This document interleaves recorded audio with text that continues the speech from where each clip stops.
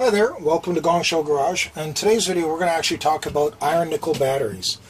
These batteries are from at least 1970. They're probably older than that, but if you look on the top of them it actually says Thomas Edison right on them. They're that old. These batteries were actually donated by the wonderful people at Discount Battery in Nanaimo, BC. Cora and Ashley were very nice enough to donate them to me. I had pulled them out of a metal scrap bin dumpster that they've had them in for 2 years, exposed to the elements, the sun, the snow, the sleet, the whole 9 yards. Half of them didn't have caps on them.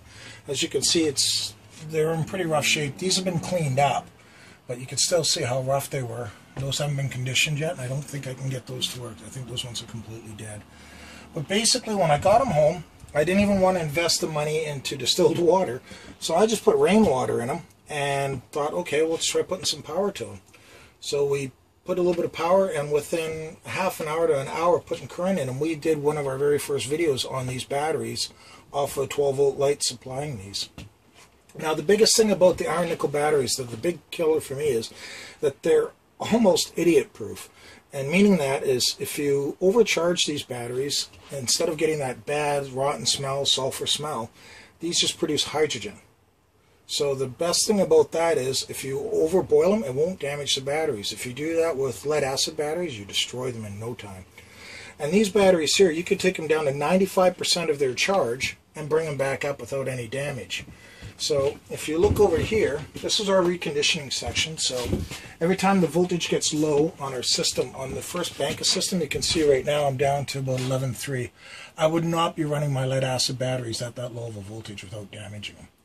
But because they're the iron nickel ones, I really don't care. My inverters sometimes will start squealing because the voltage gets too low. The reason they do that is to protect your batteries, plus it does heat up the inverters a bit.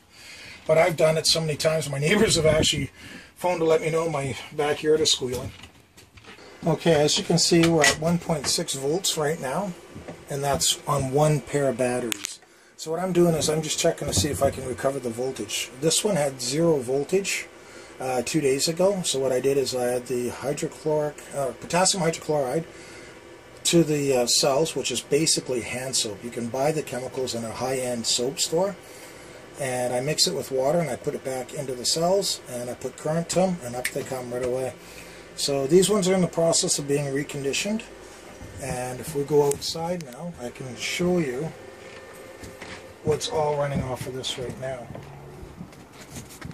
Outside here, I have 2 little 120 volt pumps to filter the kiddie pool through a solar heating bag, and I've had those running all day on that great big massive solar array over there of 34 watts.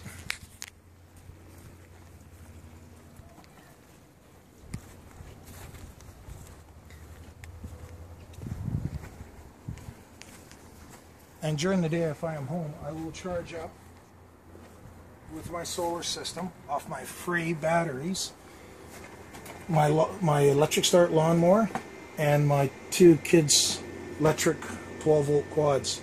I just plug them into a smart charger.